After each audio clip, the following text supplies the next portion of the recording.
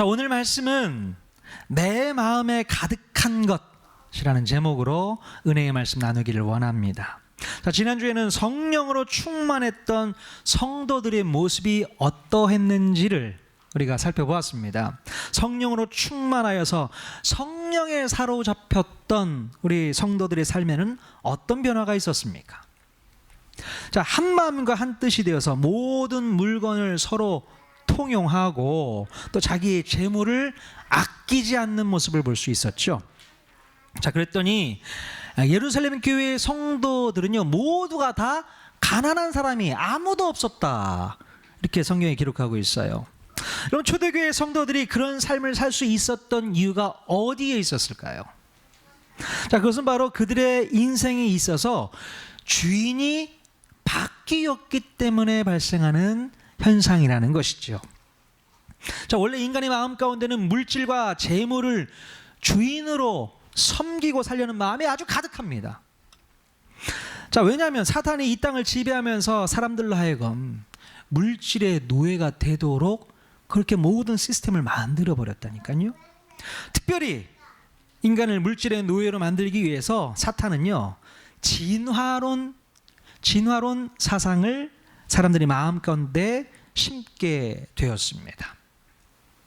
자, 엊그저께 8월 28일 날 인터넷 신문에 의하면 미국의 클리브랜드 자연사 박물관에서 인류의 조상이라고 여겨지는 그 두개골 화석을 복원해서 공개를 했습니다. 궁금하시죠? 어떤 모습이었을까? 보여주시죠. 저 사람이 사람인지 원숭이인지. 자, 이분이 인류의 조상이라고 이렇게 밝혀냈다고 합니다. 여러분 믿어지십니까? 이분이 우리의 조상이랍니다. 믿어지세요? 네. 저분이 진화하고 진화해서 이렇게 잘생기고 이쁜 얼굴로 변화되었다라고 믿고 싶은 분들이 있으신가 본데 저는 동의하지 않습니다. 자, 꺼주세요. 자, 여러분, 진화론 사상은요, 사람들에게 어떤 마음을 심어주게 되는 것일까요? 자, 인간이 창조된 존재가 아니라 우연한 계기로 만들어진 존재라고 이야기를 합니다. 진화론은요, 창조된 존재가 아니래요. 자, 우연한 존재로 만들어진 그 인간은요, 목적과 계획을 가지고 만들어진 존재가 아니라는 거예요. 그냥 자연스럽게 만들어진 존재인 거예요. 목적이 없습니다. 계획이 없습니다. 그냥 툭 하고 튀어나온 존재. 무슨 가치가 있겠어요? 자, 그렇기 때문에 인간의 가치는 존재 자체의 가치를 생각할 수가 없습니다. 가치 없어요. 가치 없는 존재입니다. 자, 그 대신에 다른 가치를 부여하게 되었는데 그것이 바로 소유 가치라고 말씀드렸죠. 내가 얼마나 가졌느냐, 또 얼마나 누릴 수 있느냐, 또 얼마나 더 많이 소유하고 있느냐. 그것이 우리 인간을 평가하는 중요한 기준이 되어버렸다고요. 자, 사람의 가치가 높아진다고 그런 것들을 추구하며 살아가야 될까요? 그렇지 않죠. 결국 이 진화론적 사고를 하는 사람들은요, 은연중에 이 소유가치, 바로 이 소유가치의 목적을 두며 살아가게 되는 것이죠. 그래서 더 많은 것을 소유하고 가져야만 행복하다고 느끼기 때문에 수단과 방법을 가리지 않고 남의 것을 빼앗고 훔치고 강탈하는 이 제국주의적인 삶을 살아가게 된다는 것입니다. 가져야죠. 더 빼앗아야죠. 훔쳐야죠. 강탈해야죠. 그래서 내 것으로 만들어야죠. 그래서 나는 더 많아져야 되고 더 많은 것을 소유해야 되고, 그래서 제국주의가 있는 거 아니겠습니까? 그것이 자기 자신의 가치를 높이는 평가 기준이 되어버렸기 때문에 그렇습니다. 자, 그러나 예수 그리스도를 내 인생의 주인으로 바꾼 사람들은 더 이상 이 진화론적인 삶에 머물러 있지 않게 됩니다. 자, 예수님을 내 인생의 주인으로 모신 사람들은 오직 나를 창조하신 분이 하나님이심을 믿고 그 하나님의 계획과 섭리 가운데서 내가 이 땅에 태어났음을 믿게 되는 것이죠. 여러분 믿으십니까? 그렇기 때문에 뭔가를 소유하려고 하는 집착보다는 오히려 내가 가지고 있는 것을 나누고 공유하고 함께 하려는 마음을 자연스럽게 갖게 되는 것이죠. 그리고 더 이상 물질과 재물을 머리 위에 떠받들고 살지 않고 발 밑에 내려놓고 다스리는 그러한 넉넉한 삶을 살아갈 수 있게 된다는 것입니다. 자, 그런데요, 초대교회 시절에 모두가 다 성령으로 충만했던 것은 아닌 것 같아요. 다 성령이 충만한 것 같은데 다 그런 게 아니라는 겁니다. 자, 성령으로 충만했던 사람이 있었던 반면 악한 영으로 충만했던 사람이 분명히 있었다는 것이죠. 자, 사도행전을 쓰고 있는 누가는 성령으로 충만했던 사람 중에 대표적인 케이스로 실명을 거론하고 있어요. 누군지 아십니까? 자, 바로 구브로에서 태어난 레위 지파 사람 요셉을 들고 있어요. 요셉. 특별히 사도들이 그 요셉에게 별명을 붙여주었는데 그 별명이 뭔지 아십니까? 바나바예요. 바나바. 자, 바나바 이름의 뜻이 뭡니까? 위로의 아들. 위로의 아들이라는 뜻을 갖고 있는 별명. 원래 이름은 뭐라고요? 요셉입니다. 자, 우리에게는 요셉이라는 이름보다는 바나바라는 별명이 더 익숙한데, 자, 이 바나바는 가지고 있던 재산이 누구보다도 넉넉하고 풍족했었던 사람인 것 같아요. 성경에 보니까 그가 가지고 있었던 그 밭을 팔아서 그 값을 사도들의 발 앞에 내려놓는 것을 볼 수 있습니다. 자, 사도행전 4장 36절 37절 구절인데요, 같이 한 목소리로 읽어보겠습니다. 시작. 구브로에서 난 레이족 사람이 있으니 이름은 요셉이라, 사도들이 일컬어 바나바라, 번역하면 위로의 아들이라 하니, 그가 밭이 있음에 팔아 그 값을 가지고 사도들의 발 앞에 두니라. 아멘. 자, 이런 바나바의 행동은 그 당시 초대교회 성도들에게 큰 도전과 영향을 끼쳤던 것 같아요. 자, 이렇게 사도들과 많은 성도들이 바나바를 칭찬하고 인정해 주게 되자, 자, 그것을 보고 시기했던 사람이 오늘 본문에 등장하게 됩니다. 누굴까요? 아나니아, 그리고 그의 아내 삽비라. 자, 아나니아라는 이름의 뜻은 하나님은 은혜로우시다라는 뜻입니다. 그리고 삽비라는 아름답다라는 뜻이에요.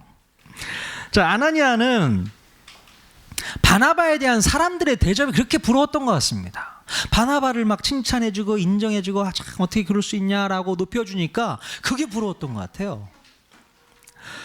자, 그래서 아나니아도 사람들로부터 그런 대접을 받고 싶은 마음이 들었던 것 같습니다. 자, 그래서 바나바와 똑같이 흉내를 내게 됩니다. 자, 오늘 말씀 사도행전 5장 1절에서 2절 말씀 같이 읽겠습니다. 시작. 아나니아라 하는 사람이 그의 아내 삽비라와 더불어 소유를 팔아 그 값에서 얼마를 감춤해 그 아내도 알더라. 얼마만 가져다가 사도들의 발 앞에 두니. 네. 여러분, 5장, 그러니까 4장 마지막 절에서 5장으로 넘어올 때에 아나니아라는 사람이 그 말 앞에 빠진 단어가 있습니다. 원래 헬라어 원문에는 그러나라는 단어가 있어요. 그러니까 4장 맨 끝에 보니까 누가 있었어요? 바나바라는 사람이 이렇게 있는데, 그러나 그와는 반면 아나니아와 삽비라가 이런 행동을 했다라는 얘기를 이어주고 있는 접속사가 있었다는 것입니다. 그러나. 자, 이렇게 아나니아와 삽비라 부부도 그들의 소유를 팔아서 그 값을 사도들의 발 앞에 내려놓게 됩니다. 자, 그런데 문제는요, 땅을 판 값 전부를 다 내려놓은 것이 아니라 판 값 중에 일부만 감추어 두었던 것이죠. 일부를 감추고 일부를 내놓게 되었던 것입니다. 자, 그러면서 그것이 전부인 양 그런 표정을 지은 것 같아요. 한번 그런 표정 한번 지어볼까요? 반은 감춰놓고 반은 내놓으면서 다 넣는 것처럼. 자, 이렇게 표정 한번 지어보세요. 내가 다 내놨어. 나도 이런 사람이야. 나도 바나바 같은 칭찬받을 자격이 있어. 그 표정. 자, 그런데 그 사실을 놀랍게도 베드로가 먼저 눈치채게 됩니다. 영적인 뭔가가 딱 있었나 봐요. 딱 보고 알아차린 거죠. 자, 그러면서 베드로는 아나니아에게 충격적인 말을 하게 됩니다. 사도행전 5장 3절 같이 읽겠습니다. 시작.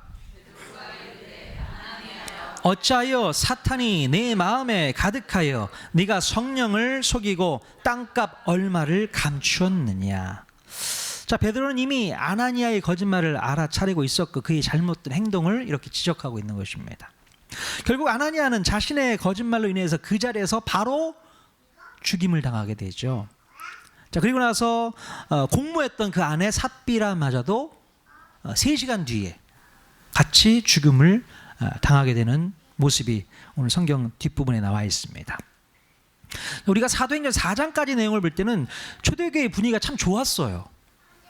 성령이 충만한 모습들이 많이 있지 않습니까? 안진병을 일으켜내는 그런 사건도 있었고, 막 기도하면서 우리 몸이 뜨거워지고 또 땅이 진동하는 그런 어떤 영적인 체험도 하고, 성령이 충만해서 복음도 뜨겁게 전하고 그런 일이 있었잖아요. 자, 그런데 5장에 들어와서 초대교회의 분위기가 갑자기 먹구름이 끼는 것을 느낄 수 있게 됩니다. 갑자기 왜 이런 일이 발생하게 되었던 것일까? 우리는 이 사건을 좀 주의 깊게 살펴볼 필요가 있습니다. 자, 이런 사건은 단순히 아나니아가 헌금을 떼어먹기 때문에 잘못했다는 식으로 평가해서는 안 됩니다. 예. 또는 아나니아가 거짓말을 했다는 윤리적이고 도덕적인 문제로 끌고 가서도 안 됩니다. 자, 물론 사도들이요, 그들에게 헌금을 내라고 강요한 적은 전혀 없어요. 자발적인 행동 가운데 있었던 모습이라는 것이죠. 자, 그러면 우리는 이 사건을 어떤 시각으로 바라봐야 되는 것인가? 자, 그것은 바로 눈에 보이지 않는 영적인 세력들이 초대교회의 사역을 방해하려고 했다는 것입니다. 초대교회의 사역을 방해하려고 했다는 것이에요. 초대교회를 그냥 저렇게 놔두었다가는 교회가 더 부흥하고 번창하게 될까 봐 사단이 직접 그것을 방해하고 나섰던 것입니다. 자, 사단은 예수를 십자가에 못 박아서 죽였고 다 끝난 줄 알았는데 예수가 부활을 하게 되죠. 예상치 못했던 그런 모습이었던 것 같아요. 또 부활하고 하늘로 오르신 또 예수님께서는 성령으로 오셔서 또 교회를 세우시는 겁니다. 자, 그리고 이제 제자들을 통해서 예수 그리스도의 복음이 거침없이 전파되어지는 것을 사단이 직감하게 됩니다. 자, 그러니 사단이 그 모습을 보고 가만히 있겠습니까? 가만히 있을 수 없죠. 어떻게 해서든 막아야 되는 거예요. 막아야 돼. 그래서 오늘 사단은 초대교회에 전염병을 퍼뜨리듯이 죄의 씨를 퍼뜨리고 있는 거예요.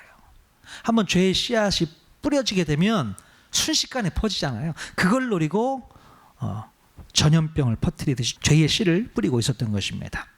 자, 그러면 사탄은 어떤 방법으로 죄의 씨를 뿌리게 되었을까? 3절 말씀에서 베드로가 이런 말을 했죠. 어찌하여 사탄이 내 마음에 가득하여. 이런 얘기를 합니다. 바로 사탄의 역사는 우리들의 마음을 타고 들어오는 거예요. 사탄이 어떻게 역사한다고요? 저와 여러분의 마음을 타고 들어온다는 겁니다. 그렇게 해서 역사가 시작되는 거예요. 자, 성령님께서 역사하여야 되는 우리의 마음 가운데 사탄이 가득하게 들어와서 우리의 마음 안에서 조종을 하기 시작합니다. 마치 우리는 아바타가 된 양, 사탄이 조정하면 그대로 따라가는 그런 모습을 갖게 되는 것이죠. 자, 우리의 마음을 타고 들어와서 우리의 마음을 조종하고 죄를 짓도록 계속해서 부추기는 게 바로 사단의 역할인 것입니다. 자, 원래 우리의 마음은 사탄이 사용하기에 편리하도록 최적화되어 있는 마음이 우리들의 마음입니다. 그러니까 사단이 한번 딱 유혹을 하면요, 홀라당 넘어가게 되어 있어요. 거기에 너무 최적화되어 있습니다. 왜요? 우리 마음 가운데 죄의 본성이 있기 때문에 그 죄의 본성과 결탁을 해서 바로 넘어가게 됩니다. 그런 우리의 마음, 연약한 마음을 타고 들어오는 것이죠. 자, 그래서 오늘 본문에는요, 그때 당시 아마도 초대교회에서 제일 은혜를 받지 못하고 있는 부부를 택한 것이 아닌가 싶습니다. 바로 그 대표가 아나니아와 삽비라였던 것이죠. 여러분, 은혜 받지 못하면 안 됩니다. 그래서 은혜 받으셔야 돼요. 예, 은혜 받아야만 사단의 역사에도 피해갈 수 있는 것입니다. 자, 초대교회의 대표로 사단의 유혹에 넘어가서 쓰임을 받게 된 이 아나니아와 삽비라. 자, 아나니아는요, 자신의 마음을 잘 지키지 못했고 결국 사탄이 그 마음을 완전히 지배하게 됩니다. 완전히 빼앗겨 버렸어요. 만약 아나니아가 땅을 판 값은 사도들의 발 앞에 내놓으면서도 그 땅 전부가 아니라 이것은 그냥 일부만 드리는 겁니다 라고 말만 했어도 아무런 문제가 없었어요. 거짓말 하지 말았어야 되는 거죠. 아무런 문제가 없는 상황인데 이 마음 가운데는 더 큰 것을 바라고 있었던 것이죠. 그래서 이게 땅값 전부입니다 이런 표정을 확 지으면서 나도 이런 일을 하는 사람이야, 이거 보여주고 싶었던 것이죠. 자, 어쩌면 아나니아는요, 자기의 돈이 아까워서 그 돈의 일부를 남겼다기보다는 사람들에게 칭찬과 인정과 존경을 받기 위해서 땅까지 파는 흉내를 내고 싶었던 것이죠. 네. 그래서 어떻게 해서든지 바나바에게 쏟아졌던 그 찬사를 자기도 누리고 싶었던 것입니다. 나도 저 찬사를 누렸으면 좋겠다. 나도 저렇게 존경받고 싶다. 인정받고 싶다. 자, 아나니아의 마음 가운데는 자기의 물질과 재물로 가난한 사람들을 구제하고 그들과 함께 나누고 싶었던 마음은 일도 없었습니다. 솔직한 말로 그럴 마음이 전혀 없었어요. 오로지 사람들로부터 성령 충만하다는 소리를 듣고 싶어서 마음에도 없는 돈을 쓴 거예요. 야, 저 사람 성령 충만하네. 야, 바나바 못지 않네. 그 소리 듣고 싶어서 돈을 확 쓴 거죠. 돈이 아까워서 그런 건 아닌 것 같아요. 여러분, 이렇게 초대교회가 성령의 충만함으로 쭉쭉 뻗어나가고 있었을 때에 왜 이런 사건이 갑자기 터지게 되었을까요? 그리고 하나님께서는 왜 이렇게까지 무서운 심판을 아나니아와 삽비라에게 내려냈을까요? 자, 그것은 아마도 이 하나님 나라를 선포해 나아가는 거룩한 교회의 첫 출발선상에서 눈에 보이지 않는 영적인 실체와 반드시 싸워야 된다는 것을 메시지로 알려주시는 말씀이 아닌가 싶습니다. 지금 얼마나 중요한 시점입니까? 교회가 새롭게 첫 출범하는 시점이잖아요. 이 중요한 시기에 태클을 거는 거예요, 사탄이. 자, 그래서 이 사건은 단순히 헌금을 떼먹는 사건에 그치지 않고 또 거짓말을 하는 정도로 그치지 않았다는 겁니다. 이 사건의 배후에는 악한 영의 존재가 장악하고 있다는 것을 알려주고 있는 메시지인 것입니다. 그냥 아나니아와 삽비라가 자의로 그 일을 한 게 아니고 그 배후에 세력이 있었다는 겁니다. 누구요? 사탄. 예, 바로 그 악한 영의 존재는 사탄입니다. 이 사탄은요, 인류가 처음 탄생했을 때부터 사사건건 인간의 마음 가운데 들어와서 인간을 도구로 하나님의 일을 방해하고 있었던 것입니다. 자, 예를 들면요, 인간은 처음 태어나서 에덴 동산에서 하나님의 명령에 순종하면서 땅을 다스리는 일을 했었어야 됐어요. 그것이 사명이었습니다. 자, 그런데 어느 날 갑자기 사탄이 찾아와서 인간의 마음을 가지고 장난을 치게 됩니다. 자, 그래서 결국 인간은 하나님 말씀에 불순종하게 되었고 에덴 동산에서 쫓겨나서 하나님의 계획을 전혀 못하게 되어버립니다. 그르치게 돼요. 자, 여러분, 또 레위기 9장 말씀을 가서 보면요, 자, 아론이 바로 제사장 나라를 처음 세우고 첫 번째 드리는 제사의 장면이 나오게 됩니다. 자, 레위기 9장 23절 24절 말씀. 자, 어떤 장면인가 한번 머릿속에 한번 상상해 보십시오. 같이 한번 읽겠습니다. 시작. 모세와 아론이 회막에 들어갔다가 나와서 백성에게 축복하며 여호와의 영광이 온 백성에게 나타나며 불이 여호와 앞에서 나와 제단 위에 번제물과 기름을 사른지라. 온 백성이 이를 보고 소리 지르며 엎드렸더라. 아멘. 예. 여호와의 영광이 온 백성에게 나타나서 이 불이 여호와 앞에 있는 제단을 다 살려버립니다. 그러니까 사람들이 그 모습을 보고 깜짝 놀라 땅에 엎드려 버린 거죠. 한번 그림 한번 보여주시죠. 자, 잘 보이십니까? 제단에 제사를 지내는데 저 불이 어디서 왔다고요? 하늘에서 직접 내려온 거예요. 사람이 불을 붙인 건 아닙니다. 라이터로 불 붙인 게 아니에요. 하늘에서 불이 내려서 제단의 제물을 사르고 그 모습에 깜짝 놀란 이스라엘 백성들이 땅에 엎드러져서 하나님을 경배하고 예배하는 모습을 보는 것을 보여주는 거죠. 자, 그런데요, 바로 그 다음 장 레위기 10장으로 가서 보게 되면 제사장으로 임명받은 아론의 두 아들들이 죽게 되는 사건이 나타나는데요.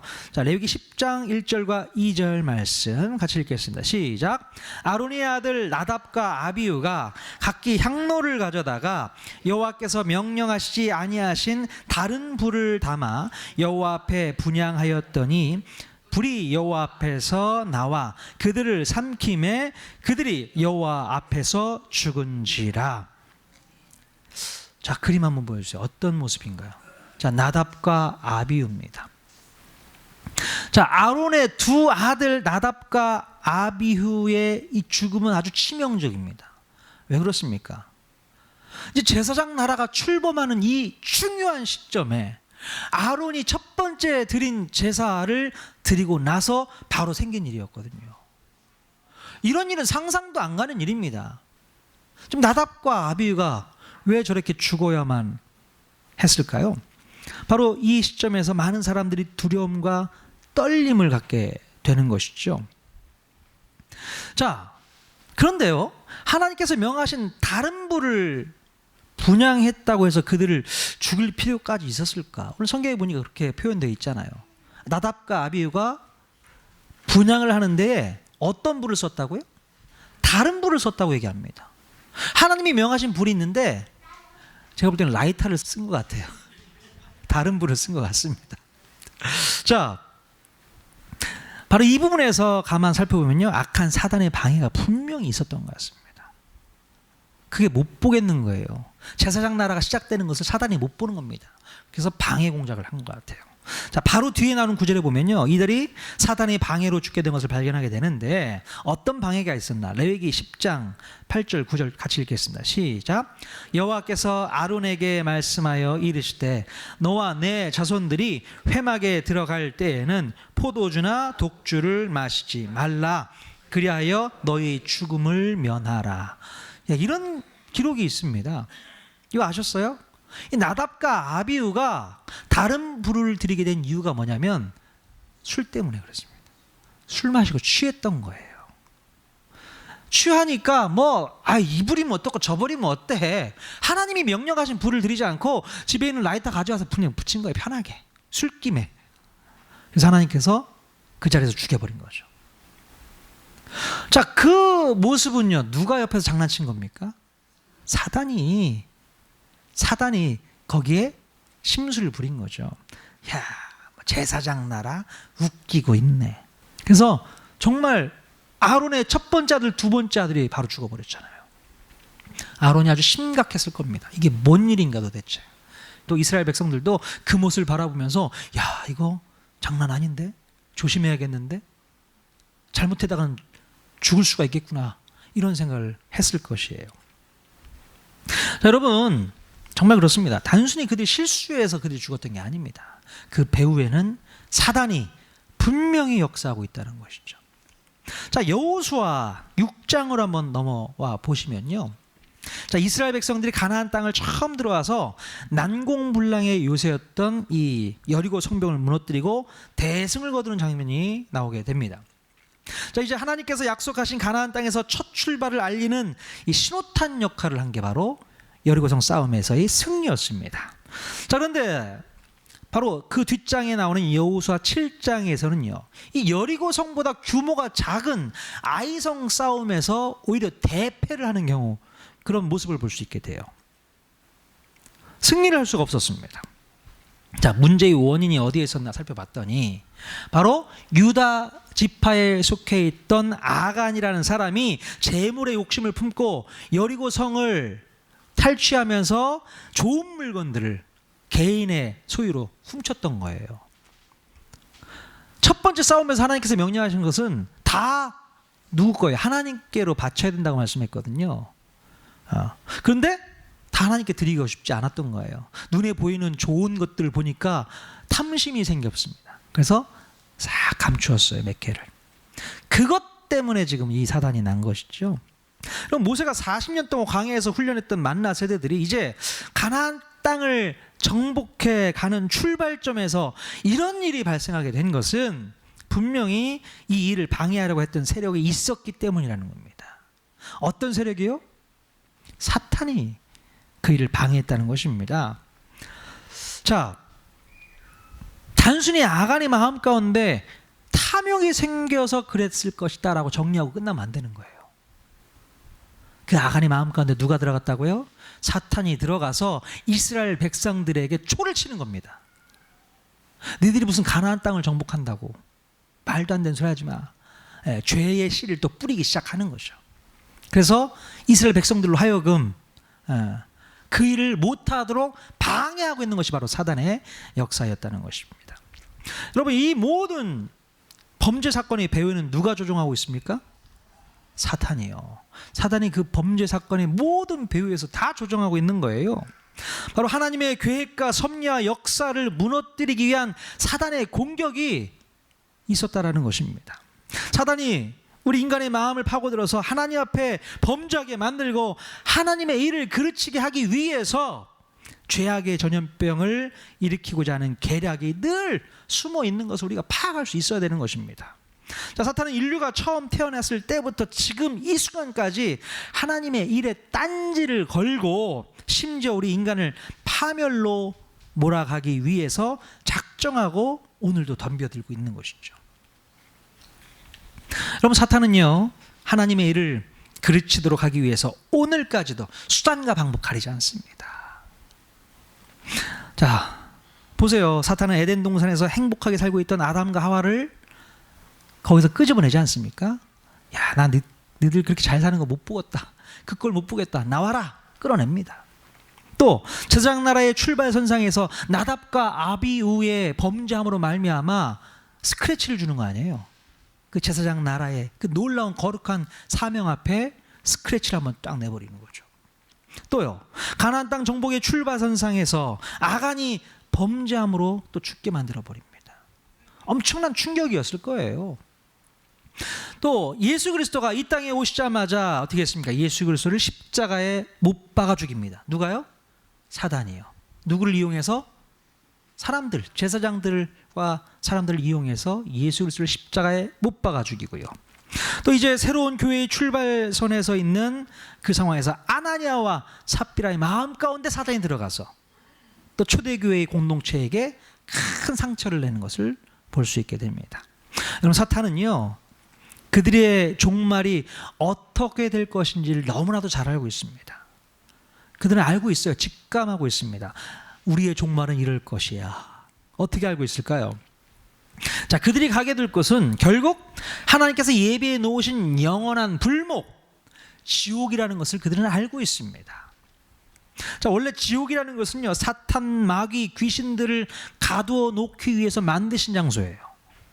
그럼 알고 계셨습니까? 네. 그런데 사탄은요, 하나님께서 사랑하시는 인간들을 그냥 내버려 두지 않고 함께 우리를 그 지옥으로 끌고 가고 싶은 거예요. 나만 못 죽어. 물귀신 작전하는 겁니다. 나만 못 죽어. 하나님이 만드신 작품 너희들까지 내가 데리고 갈 거예요. 이런 계략을 가지고 우리들을 꼬시고 있는 겁니다. 같이 가자. 같이 가자. 자, 말씀 한번 볼게요. 마태복음 25장 41절 세번역으로 번역한 버전인데요. 같이 읽겠습니다. 시작. 그때에 임금은 왼쪽에 있는 사람들에게도 말할 것이다. 저주받은 자들아, 내게서 떠나서 악마와 그 졸개들을 가두려고 준비한 영원한 불못으로 들어가라. 네. 지옥이 어떤 곳입니까? 악마와 그 졸개들을 가두려고 준비해 두었던 곳이 지옥입니다. 자, 그런 지옥에 너도 들어가야겠다. 사람들에게도 그렇게 말한다는 거예요. 임금이 심판을 하면서 네가 그 졸개들의 종노릇을 했기 때문에 너도 어쩔 수 없이 가야겠다. 이렇게 심판을 하신다는 겁니다. 여러분, 이 말씀은 되게 무서운 말씀이에요. 너도 가. 너도 주인 바꾸지 않았기 때문에 너도 가야 돼. 물론 하나님께서는 그 마음 가운데 그를 지옥으로 보내려고 안 달라는 분은 아니세요.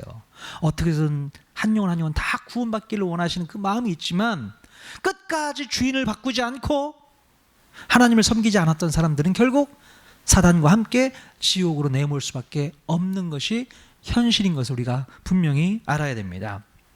여러분, 이렇게 사단은 그들이 가게 될 곳이 어딘지를 잘 알고 있습니다.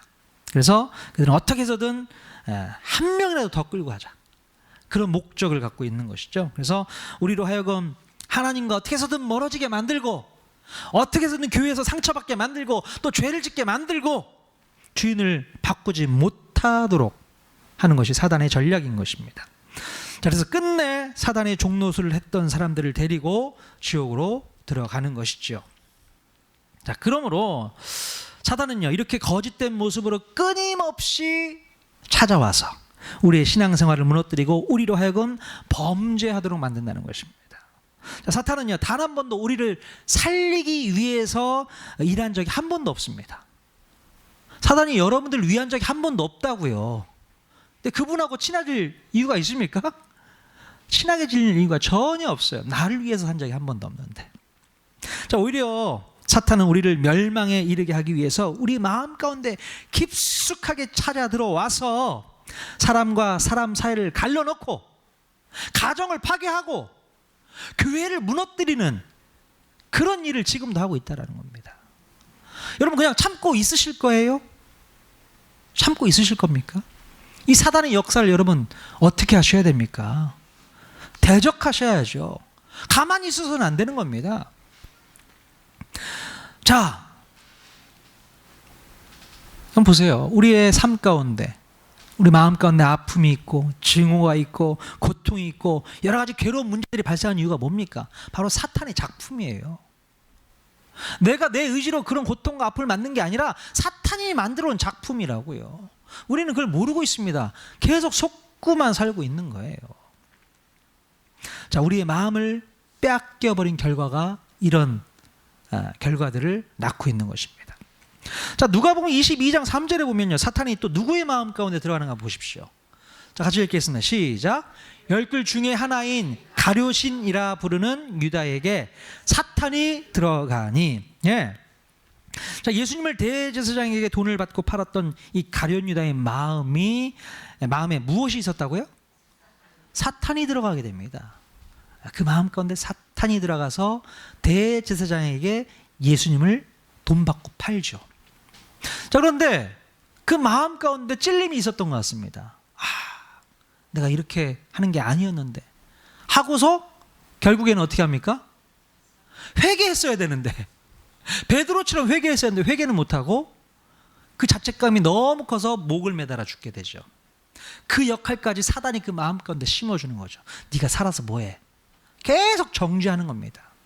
그래서 결국에는 자기 마음을 빼앗긴 가룟 유다가 목매 자살하고 죽게 되는 것이죠. 유다가 정말 하나님 앞에 회개하고 돌아왔다면 어쩌면 초대교회에서 베드로와 같은 그런 선상에서 열심히 복음을 증거하는 삶을 살았을 거예요. 근데 그 마음을 되찾지 못했던 겁니다. 사단에게 완전히 잠식당해서 그 마음을 회복하지 못했던 거예요. 그러니까 그렇게 비참하게 죽을 수밖에 없었던 것이죠. 자, 여러분, 그렇다면 사탄이 이제 우리 마음 가운데 찾아왔을 때 우리는 어떻게 해야 될까요? 그럼 어떻게 해야 됩니까? 당연히 내쫓아야죠. 오지 마. 용납하시면 안 됩니다. 쫓아내야 되는 겁니다. 여러분, 그러실 수 있겠습니까? 그러면 안 돼. 나가. 너와 함께 할 수 없어. 사단이 그렇게 외쳐야 되는 겁니다. 자, 어제 제가 이제 교회 출근을 하는데 엘리베이터 문을 딱 열고 나니까 이상한 일이 벌어져 있었어요. 사진 한 장 보여드릴게요. 저 화장실 앞에 있는 화분인데요, 저 화분이 저렇게 엎어져 있는 겁니다. 분명 전날 금요 저녁 기도회 끝나고 나가면서 볼 때는 깔끔하고 좋았는데 저 왜 저러지? 술 취하신 분이 오셔가지고 화장실 가면서 이렇게 건드렸나? 그럼 건드렸으면 제대로 올려놨어야지. 왜 그럴까?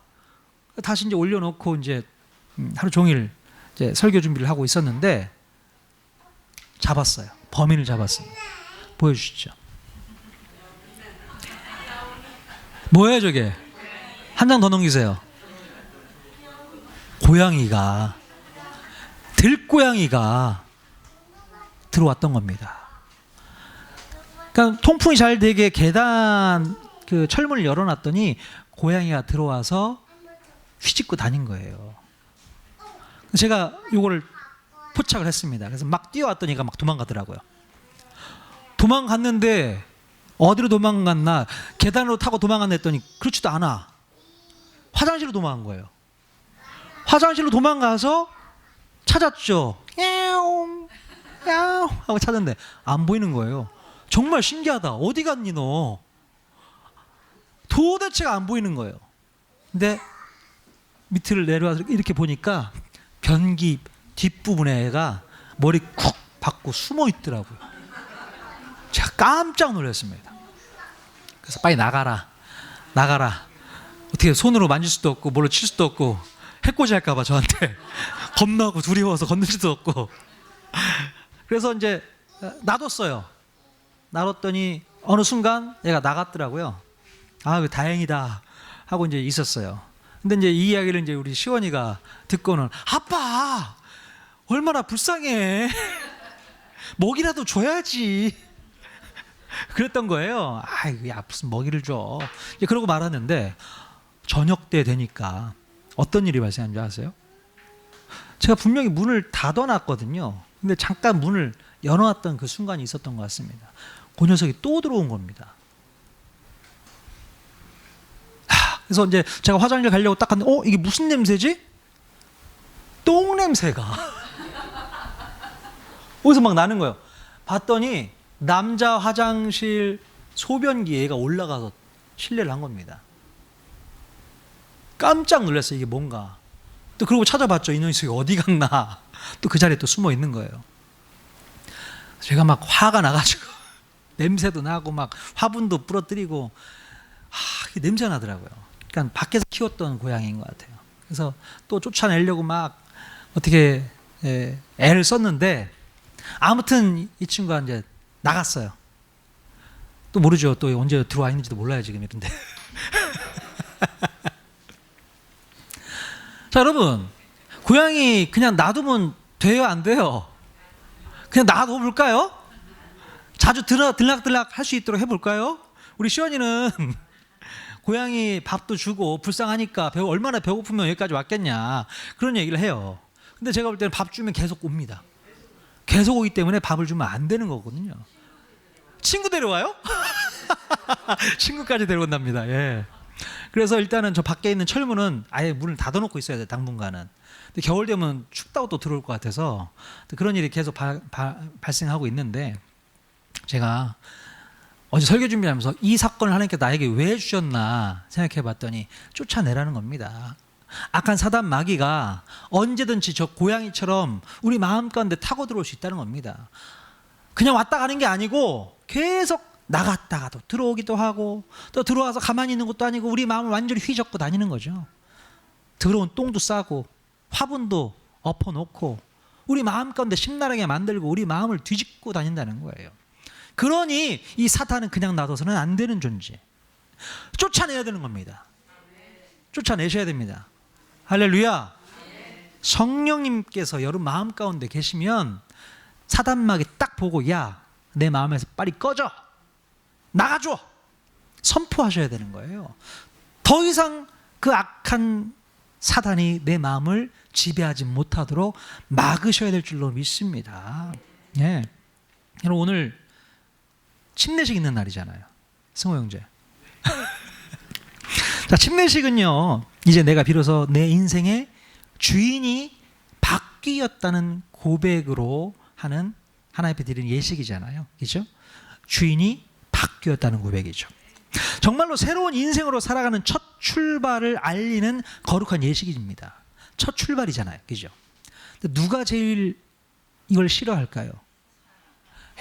보나마나 사탄이 또 장난칩니다. 사단이요, 아까도 말했잖아요, 첫 출발 아주 중요한 시기에 건드려 버려요. 그래서 사단이 우리 승호 형제 향미자매를 호시탐탐 다시 죄의 종노릇하게 만들려고 노리고 있다는 거 기억하셔야 돼요. 그러니까 기쁘고 즐거운 날만은 아닌 거야. 어떻게 보면 늘 두렵고 떨림으로 하나님을 붙잡아야 될 날인 것입니다. 사단의 역사는 계속되어진다니까요. 어떻게 해서든 끄집어내려고, 어떻게 해서든 그 마음 가운데 들어가서 역사하려고 노력한다는 것이죠. 그러니까 오늘은 특별히 여러분들이 중보하셔야 됩니다. 중보기도 하러 같이 가셔야 돼요. 그래서 저 마음 가운데 사단이 진치지 못하도록 하늘의 천군 천사가 완전히 둘러쳐달라고, 보호막을 쳐달라고 여러분 기도하셔야 됩니다. 그게 필요한 거예요. 침례식은 그런 날입니다. 사단이 가만히 있지 않습니다. 되게 마음이 불편해요. 사단이 지금 상황이, 야, 또 한 놈 못치게 생겼네, 그 생각하고 있다니까요. 여러분, 우리는 늘 하나님을 주인으로 모시지 않고 사는 사람들을 바라보면서 정말 불쌍히 여겨야 돼요. 세상에 있는 걸어다니는 사람들을 보세요. 예수 안 믿는 사람들이 참 태반이잖아요. 그들을 바라보면서 우리는 불쌍히 여겨야 된다는 것이죠. 저들의 마음 가운데 사단이 저들의 인생을 지배하고, 그 인생을 지배함으로 말미암아 모든 죄악과 고통과 아픔을 불러일으키고, 그런 삶을 살아가는 사람들을 바라보면서 여러분 마음 가운데 도전이 없으면 안 되는 겁니다. 그래서 우리는 아직 예수님을 믿지 못하고 있는 사람들이 있다면 빨리 사단으로부터 구출시켜내야 되는 것입니다. 탈출시켜야 돼요. 예. 자, 그래서 그들 마음 가운데 가득 채워져내는 이 악한 마귀 다 내쫓을 수 있도록 여러분 같이 기도해 주시길 바랍니다. 예. 그게 필요한 거예요. 그리고 예수 그리스도를 믿게 함으로 말미암아 내 안에 뭘로 가득 채워야 돼요? 성령으로 가득 채우는 거예요. 이제는 성령으로 가득 채워서 평생을 하나님 앞에 헌신하며 살아갈 수 있도록 만드는 것이 필요한 줄로 믿습니다. 자, 여러분 마음 가운데 무엇으로 가득 채우기를 원하십니까? 성령으로 가득 채우시겠습니까? 악한 영으로 가득 채우시겠습니까? 성령으로 가득 채워야죠. 성령으로 가득 채워서 하나님의 자녀된 삶을 살아갈 때에 우리 마음 가운데 진정한 행복과 평안과 만족이 있게 된 줄로 믿습니다. 그러나 여전히 사탄의 종로로 타고 싶다고 뛰쳐나가시는 분이 있다면 막지는 않겠습니다. 한번 사탄의 종로로 타면 살아보세요. 그게 좋은지, 그게 정말 행복한 건지. 지금까지 경험했으면서 또 무슨 경험을 하겠다고. 사단은 그런 존재입니다. 우리를 좋게 만드는 존재가 아니에요. 속지 마십시오. 똑똑해져야 되는 거예요. 똑똑하게 신앙생활 하실 수 있기를 주님의 이름으로 간절히 축원드립니다. 아멘.